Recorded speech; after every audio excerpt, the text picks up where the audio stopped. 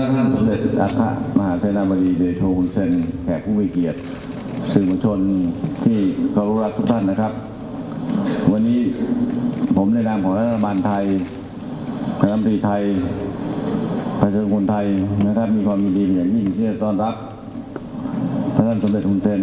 นายกรัฐมนตรีกัมพูชาและคณะในโอกาสเยือนประเทศไทยอย่างเป็นทางการนะครับในวันเมื่อวานนี้นั่นเป็นการเยี่ยมเยือนอย่างเป็นทางการและวันนี้ก็ได้มีการประชุมร่วมกันนะครับ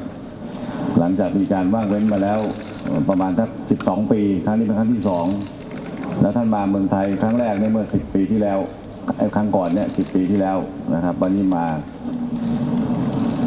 สร้างความร่วมมือในฐานะที่เราจะเป็นประชาคมอาเซียนนะครับที่เรียกว่าการประชุมอย่างไม่เป็นทางการที่ว่างไว้มา12 ปีเนี่ยเดี๋ยวจะไม่เข้าใจว่าทำไมต้องไม่เป็นทางการคือทุกครั้งเนี่ยเวลาทำกิจกรรมอะไรก็ตามแต่ละกระทรวงก็จะคุยกันก่อนแล้วก็นำไปพิจารณาไม่ได้แปลเลยสิsorry ถ้าจำไม่ได้ก็เป็นเพราะหน้าเหมือนกันหมดอะសូមគោរពសម្ដេចអគ្គមហាសេនាបតីដេជោហ៊ុនសែននាយករដ្ឋមន្ត្រីនៃប្រទេសកម្ពុជាសូមគោរពលោកភ្ញៀវកិត្តិយសនិងនាយកសារព័ត៌មានបាទជាទីគោរពបាទខ្ញុំមានសេចក្តីសំណរីករាយយ៉ាងក្រៃលែងដែលបានទទួលស្វាគមន៍បដិសណ្ឋារកិច្ចចំពោះសម្ដេចហ៊ុនសែននាយករដ្ឋមន្ត្រីในที่กัมพูชีรวมទាំងគណៈប្រតិភូในឱកាសធ្វើដំណើរមកទស្សនកិច្ចនៅប្រទេសថៃជាផ្លូវការបន្ទាប់ពីបានអាក់ខានមកក្នុងរយៈពេល10 ឆ្នាំហើយនៅក្នុងកិច្ចប្រជុំចម្រុះនាយករដ្ឋមន្ត្រីនិងរដ្ឋមន្ត្រីមិនជាផ្លូវការរវាងថៃនិងកម្ពុជាដែលបានអាក់ខាนមក12 ឆ្នាំហើយនោះបាទในวาระสำคัญก็คือในวันนี้นะครับวันที่19เนี่ยเป็นการฉลองความสัมพันธ์ทางการทูตครบรอบ65 ปีเต็มนะครับเราเห็นชอบร่วมกันที่จะพัฒนาความสัมพันธ์ระหว่างไทยกัมพูชาซึ่งอยู่ในฐานะที่ดีที่สุดในประวัติศาสตร์ความสัมพันธ์ของประเทศที่ผ่านมาបាទចំពោះដំណើរទស្សនកិច្ចរបស់សម្ដេចហ៊ុនសែនលើកនេះចាត់ទុកថាជាប្រវត្តិសាស្ត្រដ៏សំខាន់ដែលប្រទេសទាំងពីរបានចូលរួមសម្ពោធទំនាក់ទំនងខាងវិស័យការទូតគម្រប់ខួបអនុស្សាវរីយ៍65 ឆ្នាំในទំនាក់ទំនងរវាងវិស័យការទូតរបស់ប្រទេសយើងទាំងពីរនោះបាទซึ่งเราจะต้องร่วมมือกันบนพื้นฐานของความไม่เชื่อใจการลดความหวาดระแวงและเรื่องผลประโยชน์ที่เท่าเทียมបាទចំពោះខាងវិស័យនេះយើងឃើញថាយើងត្រូវតែមានកិច្ចសហប្រតិបត្តិការដ៏ល្អដើម្បីគេថាភាពរីកចម្រើននិងការអភិវឌ្ឍនៅគ្រប់វិស័យរវាងប្រទេសយើងទាំងពីរในลักษณะการเป็นการเดินหน้าเข้าสู่การเป็นประชาคมอาเซียนโดยสมบูรณ์ในต้นปีหน้านะครับแล้วก็การที่เราเป็นครอบครัวอาเซียนด้วยกันในฐานะที่เราเป็น1 ใน 10 ประเทศของอาเซียนនឹងការឈានចូលជាសមាហរណភាពអាស៊ាននៅក្នុងឆ្នាំក្រោយនេះបាទสำหรับเป้าหมายของเราก็คือสร้างความผาสุกผลประโยชน์ร่วมกันของประชาชนทั้ง2 ประเทศลดช่องว่างยกระดับอาชีพยกระดับการค้าการลงทุนและก็ความมั่นคงวัฒนธรรมการท่องเที่ยวทุกอย่างให้มีความเจริญก้าวหน้าไปอนาคตให้เข้มแข็งให้กับอาเซียนด้วยបាទបេះដូងដ៏សំខាន់ឬទៅដល់ដ៏សំខាន់របស់យើងគឺការអភិវឌ្ឍលើកម្ពស់ទំនាក់ទំនងស្ថិតនៅក្រោមគេថាសេចក្តីបងប្រាថ្នាទី1គឺសុខុមាលភាពនិងផលប្រយោជន៍រួមគ្នារបស់ប្រជាជននៃយើងទាំងពីរក្រៅពីនេះទាំងពីរក៏បានឯកភាពរួមគ្នាថានឹងបង្កើតនៅទំនាក់ទំនងដ៏ខ្ជាប់ខ្ជួននិងជាកត្តាសំខាន់ទៅលើការបង្កើតភាពរឹងមាំដល់ប្រជាជនអាស៊ានផងបាទประเด็นเรื่องความมั่นคงนั้นก็จะร่วมมือกันเพิ่มขีดความสามารถหน่วยงานที่มีอยู่แล้วเดิมให้เข้มแข็งขึ้นเพิ่มภารกิจมากขึ้นเช่นในเรื่องของการค้ามนุษย์ในเรื่องของการตัดไม้ทำลายป่ายาเสพติดหรือว่าภัยอื่นก็ตามนะครับที่เป็นภัยคุกคามรูปใหม่ด้วยทั้งหมดចំពោះខាងវិស័យនយោបាយក៏ដូចជាខាងសន្តិសុខនោះអង្គប្រជុំក៏បានឯកភាពគ្នាថាយើងសម្រេចថានឹងបង្កើននៅគេថាសក្តានុពលគេថាដល់ក្រមការងារតាមបណ្ដោយព្រំដែនដើម្បីគេថាទប់ស្កាត់នៅបទល្មើសខុសច្បាប់ទាំងឡាយដែលមានការខុសច្បាប់តាមបណ្ដោយព្រំដែននិងកិច្ចសហប្រតិបត្តិការដ៏ល្អเรื่องการยกระดับจุดผ่านแดนนะครับแล้วก็เพิ่มการคมนาคมระหว่างกันทั้งทางบกทางน้ำทางอากาศก็ได้มีการพูดคุยในครั้งนี้ด้วยជាពិសេសយើងនឹងធ្វើការដោះស្រាយបញ្ហាដែលមាននៅតាមបណ្ដោយព្រំដែនទប់ស្កាត់កុំឲ្យមានការធ្វើអ្វីដែលខុសច្បាប់ក្រៅពីនេះយើងនឹងមានការបង្កើតគេថាយន្តការមួយសម្រាប់ដោះស្រាយនឹងទំនាក់ទំនងនេះល្អនៅ ចំពោះហានិភ័យដែលអាចមានកើតឡើងនោះ ประเด็นสำคัญก็คือการร่วมมือกันสร้างสะพานที่หนองเอียนนะครับเพื่อเชื่อมต่อกับประเทศกัมพูชาให้แล้วเสร็จภายใน1 ปี បាទចំណុចសំខាន់នោះគឺយើងនឹងចូលរួមក្នុងការសាងសង់ស្ពាននៅឯស្ទឹងបាត់នោះឲ្យបានថារួចរាល់ជាស្ថាពរនៅក្នុងរយៈពេលតែ1 ឆ្នាំនោះបាទ ประการที่2ก็คือการเชื่อมต่อทางรถไฟไทยกัมพูชาให้ได้นะครับภายในเวลาที่สั้นที่สุดน่าจะเป็นประมาณสัก6 เดือน បាទ ข้างห មួយ น้า ទៀតយើងនឹងធ្វើការតបជួបផ្លូវដែករវាងថៃនិងកម្ពុជាឲ្យចំណាយពេលតែតិចបំផុតបាទ สำหรับการเพิ่มมูลค่าการค้าให้เป็น3 เท่าภายใน5 ปีนะครับไม่ได้มีการพูดคุยระหว่างรัฐบาลนักธุรกิจของทั้งสองฝ่ายแล้วเห็นชอบร่วมกันจะร่วมเร่งพัฒนาให้ได้สูงขึ้นไปด้วยกันทั้งหมดนะครับ ចំពោះកំណើននៃការធ្វើពាណិជ្ជកម្មបានជា3 ដងនៅក្នុង5 ឆ្នាំនោះឃើញថាភាគីទាំងពីរក៏បានចូលរួមនៅការភាសាជាមួយគ្នាហើយនឹងធ្វើយ៉ាងម៉េចឲ្យបានសម្រេចទៅតាមអ្វីដែលយើងបានគ្រោងទុកនោះបាទ ร่วมมือเชื่อมโยงเศรษฐกิจพิเศษที่สระแก้วกับเบนติเมเกยนะครับตากกับเกาะกงแล้วก็ส่งเสริมห่วงโซ่การผลิตให้เกื้อกูลกัน ហើយមួយទៀតគឺថាពង្រឹងនៅការតបជួបផ្លូវគមនាគមន៍ដោយតែមួយទៀតខាងតំបន់សេដ្ឋកិច្ចពិសេសគឺនៅតំបន់ស្រះកែវហើយនៅបន្ទាយមានជ័យនោះបាទ สำหรับการพัฒนาทรัพยากรมนุษย์ก็มีในเรื่องของสาธารณสุขนะครับเพิ่มความร่วมมือการรักษาพยาบาลการศึกษา แล้วก็ดูแลเรื่องบุคลากรทางการแพทย์นะครับให้กับกัมพูชาด้วยร่วมกันนะครับ และมีโครงการพัฒนาฝีมือแรงงาน การจัดเตรียมแรงงาน ทั้งแก้ไขปัญหาของเก่า แล้วก็เตรียมของใหม่เพราะเราต้องมีตลาดแรงงานมากขึ้นแน่นอนในการเปิด AEC ចំណុចទៅទៀតយើងនឹងធ្វើការអភិវឌ្ឍគេថាធនធានមនុស្សទៅខាងវិស័យគេថាសុខាភិបាលនិងគ្រប់គ្រងខាងវិស័យនៅការអប់រំដល់បុគ្គលិកនៅខាងកម្ពុជាក្រៅពីនេះនឹងមានឱកាសអភិវឌ្ឍគេថាលើកកម្ពស់គេថាជំនាញដល់ពលករដើម្បីគេថាទទួលនៅតម្រូវការនៅក្នុងតំបន់ឧស្សាហកម្មឲ្យមានប្រសិទ្ធភាព เรื่องการสั่งซื้อสินค้าการเกษตรนะข้าวโพดมันสำปะหลังอะไรต่างก็มีการพูดคุยกันนะครับ ก็จะหาการดำเนินงานที่ให้มันเป็นไปได้อย่างเป็นรูปธรรมนะครับ យើងបានជឿឡើងគឺនឹងយើងនឹងទទួលទីគេថាដំណាំកសិផលក៏ដូចជាពោតក៏ដូចជាដំឡូងមីដែលយើងបានលើកឡើងហើយយើងក៏បានឯកភាពគ្នាទៅហើយនោះបាទ ความร่วมมือด้านพลังงานก็ตกลงว่าจะมีแผนดำเนินการอย่างรอบคอบนะครับ เพื่อแสวงหาความร่วมมือนะครับ เข้าใจให้ตรงกันด้วยนะ ไม่ได้มีตกลงอะไรก่อนอะไรหลังไม่ใช่ มีตั้งคณะกรรมการมาพูดคุยกัน แล้วก็หาสิ่งที่ทำได้เพื่อจะเป็นอนาคตนะครับ ចំពោះខាងវិស័យការរុករកធម្មពលនោះយើងក៏បានពិភាក្សាគ្នាស៊ីជម្រៅមកកម្រិតហើយយើងនឹងបន្តធ្វើឲ្យមានតម្លាភាពដើម្បីនាំយកធម្មពលដែលមាននៅក្នុងបានស្វាត់នោះមកប្រើបានជាប្រយោជន៍តទៅនៅក្នុងអនាគតបាទ สำหรับการลงนามก็มี5 ฉบับทราบดีอยู่แล้วนะครับ เราต้องดำเนินการเป็นรูปธรรมก้าวผ่านอุปสรรคและปัญหาทั้งหมด ให้ไปสู่ความร่วมมือที่ยั่งยืนและเป็นต่อไปนะครับทำ65 ปีต่อไประหว่างไทยกัมพูชาให้ได้ มันผ่านมา65 วันนี้เราจะเดินได้65 ปีต่อไป បាទចំពោះកិច្ចការចុះហត្ថលេខានោះនៅលើចំណុចទាំង5នោះគឺថាយើងដើម្បីធ្វើឲ្យគេថា65 ឆ្នាំតទៅនេះដើម្បីឲ្យគេថាឲ្យមានភាពរីកចម្រើននិងភាពរលូននឹងការអភិវឌ្ឍជាមួយគ្នារបស់ទីយើងទាំងពីរទៅមុខទៅបាទ สุดท้ายนี้ผมขอขอบคุณท่านสมเด็จฮุนเซนนะครับ อีกครั้งหนึ่งในการมาเยี่ยมเยือนและในการประชุมอย่างเป็นทางการที่2ในวันนี้ បាទជាចុងក្រោយនេះបាទខ្ញុំបាទក៏សូមថ្លែងអរគុណសម្ដេចហ៊ុនសែនដែលបានអញ្ជើញមកបំពេញទស្សនកិច្ចព្រមទាំងគណៈប្រតិភូនៃការបំពេញទស្សនកិច្ចនៅប្រទេសថៃនៅក្នុងលើកនេះបាទសូមថ្លែងអំណរគុណជាសាថ្មីម្ដងទៀតបាទ ทุกอย่างนั้นเราใช้ความร่วมมือโดยใช้หลักการที่ว่าเอาประชาชนเป็นศูนย์กลางเพื่อความผาสุกของประชาชนทั้ง2 ประเทศ បាទអ្វីសពគ្រប់កថាយើងនឹងសហការជាមួយគ្នាដោយថាតាមរយៈកថានំមជ្ឈិមដើម្បីកថាសក្តិរមនីរបស់បងប្អូនប្រជាជនในប្រទេសយើងទាំងពីរបាទ เรื่องอะไรก็ตามที่เป็น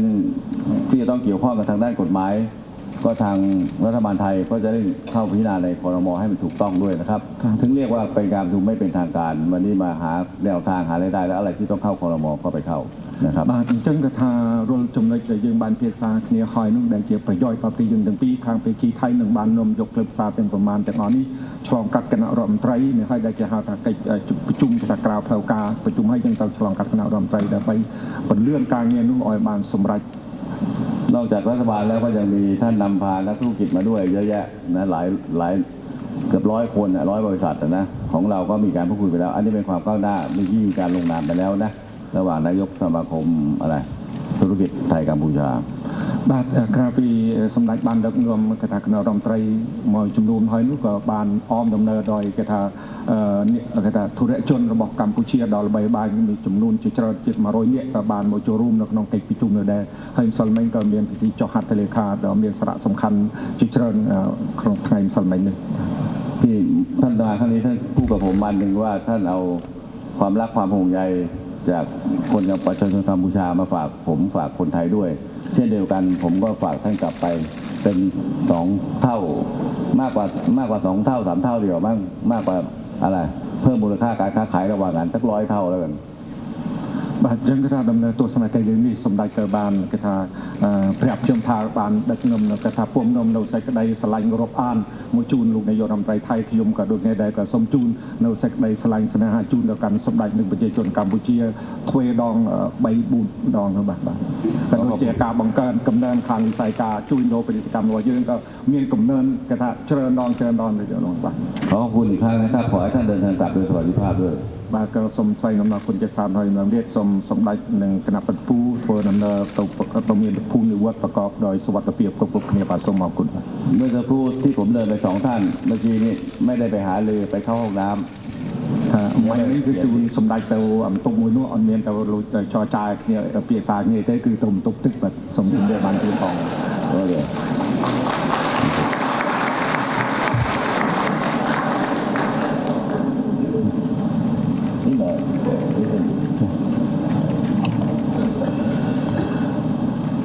ដំបូងខ្ញុំសូមសម្ដែងនៅអំណរគុណចំពោះអាយដាមនាយករដ្ឋមន្ត្រីប្រយុទ្ធចន្ទរចាដែលបានទទួលខ្ញុំនិងសហការីក្នុងគណៈបព្វភូក្នុងដំណើរទស្សនកិច្ចជាផ្លូវការក៏ដូចជាការប្រជុំគណៈរដ្ឋមន្ត្រីនៃប្រទេសកម្ពុជាក៏មានผมขอบคุณเป็นอย่างยิ่งต่อประธานประยุทธ์จันทร์โอชานายกรัฐมนตรีแห่งราชอาณาจักรไทยที่ได้ให้การต้อนรับผมพร้อมด้วยคณะที่มาเยือนประเทศไทยอย่างเป็นทางการและได้มีการประชุมคณะรัฐมนตรีร่วมกันอย่างเป็นทางการเมื่อวานนี้មិនមែនជាការចៃដន្យទេនៃការរៀបចំទស្សនកិច្ចផ្លូវការក៏ដូចជាការប្រជុំគណៈរដ្ឋមន្ត្រីលើកទី2ចំខួបអនុស្សាវរីយ៍លើកទី65នៃទំនាក់ទំនងការទូតរវាងប្រជាជាតិអាណាចក្រកម្ពុជានិងប្រជាជាតិអាណាចក្រថៃนี่ไม่ใช่เป็นสิ่งที่บังเอิญในการเยือนประเทศไทยอย่างเป็นทางการและการประชุมเมื่อวานนี้ของพวกเราทั้งสองก็ตรงกับประสบเหมาะกับวันครบรอบ65 ปีของความสัมพันธ์ระหว่างราชอาณาจักรกัมพูชากับราชอาณาจักรไทยនេះជាការត្រៀមរៀបចំមួយដើម្បីរំលឹកឲ្យឃើញនៅកិច្ចសហប្រតិបត្តិការប្រកបដោយផ្លែផ្ការវាងប្រជាជាតិអាណាចក្រទាំងពីរนี่เป็นการจัดเตรียมขึ้นในสะท้อนให้เห็นถึงมาผลสำเร็จของความร่วมมือระหว่างประเทศเราทั้งสองខ្ញុំពិតជាមានមោទនភាពនិងពេញចិត្តជាមួយនឹងវឌ្ឍនភាពទាំងឡាយដែលយើងសម្រេចបាននៅក្នុងកិច្ចការប្រតិបត្តិការជាមួយគ្នាក្នុងរយៈពេលកន្លងទៅเพราะมีความภาคภูมิใจเป็นอย่างยิ่งต่อผลสำเร็จต่างๆในความร่วมมือระหว่างประเทศพวกเราทั้งสองในเวลาที่ผ่านมาខ្ញុំសូមឯកភាពជាមួយនៅអ្វីដែលអាដាមប្រយុទ្ធចន្ទរចាបានលើកឡើងនៅក្នុងបរន្តរគុំរបស់គាត់អំបញ្ញមិញនេះผมก็เห็นดีตามความคิดความเห็นของประธานประยุทธ์จันทร์โอชาได้เสนอขึ้นในเมื่อกี้นี้យើងមានវឌ្ឍនភាពច្រើនណាស់ហើយយើងក៏នៅសេសសល់សក្តានុពលដើម្បីនឹងពង្រីកសារប្រតិបត្តិការនេះបន្ថែมទៀតพวกเรามีวัฒนาการอย่างมากมายและพวกเราก็มีความสามารถอย่างมากมายในการเพื่อขยายความสัมพันธ์และความร่วมมือของพวกเราต่อไปอีกខ្ញុំលើកឧទាហរណ៍វិស័យពាណិជ្ជកម្មទំហំពាណិជ្ជកម្មឆ្នាំ2014គឺមានរហូតដល់$5,000 លានក្នុង$5,000 លាននេះគឺនាំចេញពីកម្ពុជាមកកាន់ថៃប្រមាណ500 លានហើយនាំពីថៃទៅកាន់កម្ពុជាประมาณ4,500 លាนดังนั้นการขยายตัวของพวกเราในเวลาที่ผ่านมาโดยเฉพาะทางด้านการค้าการนำเข้าและการส่งออกระหว่างประเทศเราทั้งสองมีมูลค่าประมาณ$5,000 ล้านแล้วการน เข้านำการส่งออกของประเทศกัมพูชามาประเทศไทยมีจำนวน500 ล้านดอลลาร์ส่วนการส่งออกของประเทศไทยไปยังประเทศกัมพูชามีจำนวน 4,500 ล้านดอลลาร์ ហើយលើរដ្ឋមន្ត្រីក្រសួងពាណិជ្ជកម្មទាំងពីរបានដាក់ចេញនូវគោលដៅហើយដែលរដ្ឋាភិបាលនៃប្រទេសទាំងពីររាជរដ្ឋាភិបាលនៃប្រទេសទាំងពីរគ្រប់គ្រងគឺឆ្នាំ2020ត្រូវសម្រេចឲ្យបាន 15,000 លានដុល្លារធ្វើទឹក ดังนั้นท่านรัฐมนตรีกระทรวงพาณิชย์ทั้งสองฝ่ายก็ได้ตกลงยินดีกัน และโดยมีการเห็นดีให้พร้อมจากรัฐบาลทั้งสองฝ่าย ว่าในปี 2020 จะเพิ่มขึ้นให้ได้ 150,000 ล้านดอลลาร์150,000 ล้านดอลลาร์ ដើម្បីសម្រេចបាននូវគោលដៅនេះការតភ្ជាប់និងបង្កើនសមត្ថភាពដឹកជញ្ជូនការសម្រួលពាណិជ្ជកម្មចាំបាច់ត្រូវបានធ្វើ เพื่อให้ได้ตามเป้าหมายต่างๆการอำนวยความสะดวกในการทางด้านการค้า และการอำนวยความสะดวกในการขนส่งพวกเราต้องทำขึ้นอย่างรอบคอบและอย่างดี យើងបានឯកភាពគ្នាទៅលើការបើកច្រកថ្មីៗបន្ថែមទៀតបូកបន្ថែមដោយបង្កើនចំនួនរថយន្តដែលសពថ្ងៃមានត្រឹមតែ40គ្រឿងហើយឡើងទៅដល់500គ្រឿង พวกเราจะเปิดด่านเพิ่มขึ้นอีก โดยเฉพาะทางด้านยานพาหนะการขนส่งจาก 40 คัน เพิ่มขึ้นจนถึง 500 คัน ការតចុះផ្លូវដែកដែលរំប្រយុទ្ធបានលើកឡើងអំបញ្ញមិញភាគីថៃទទួលបន្ទុកសាងសង់ហើយភាគីខ្ញុំទទួលបន្ទុកនិពន្ធចម្រៀងស្ពានមិត្តភាព เกี่ยวกับการเชื่อมต่อเส้นทางรถไฟทางฝ่ายไทยเห็นดีที่จะสร้างสะพานในสตรีทบอร์ดและก็ส่วนผมเองท่านนายกที่จะประพันธ์เพลงเกี่ยวกับสะพานมิตรภาพ ខ្ញុំសូមថាចម្រៀងដែលខ្ញុំនិពន្ធនោះគឺអាចរំបានទាំងអស់គ្នាគឺចង្វាក់រំវង់ บทเพลงที่ผมจะประพันธ์นั้นสามารถจะรำได้ทุกคนเพราะว่าในจังหวะรำวง រឿងជាច្រើនទៀតដែលយើងមានមោទនភាពរួមគ្នាដើម្បីធ្វើកិច្ចការបម្រើឲ្យផលប្រយោជន៍ប្រជាជនទាំងសងខាង มีหลายเรื่องอีกที่พวกเราภูมิใจจะทำเพื่อรับใช้ผลประโยชน์ของประชาชนพวกเรา ហើយក្នុងចំណោមនោះឯកឧត្តមប្រយុទ្ធច័ន្ទអូចាបានលើកឡើងរួចមកហើយអំបញ្ញមិញយើងក៏បានឃើញនៅការចុះហត្ថលេខាទៅលើសេចក្តីប្រកាសរួមក៏ដូចជាតេតិនជាមួយនឹងបញ្ហាដទៃផ្សេងៗទៀតក្នុងនោះមានពលករតេតិននឹងបញ្ហាពលករនិងការបណ្ដុះបណ្ដាលធនធានមនុស្សផងដែរ พระท่านในเกี่ยวกับปัญหานี้พระท่านก็ได้พระท่าน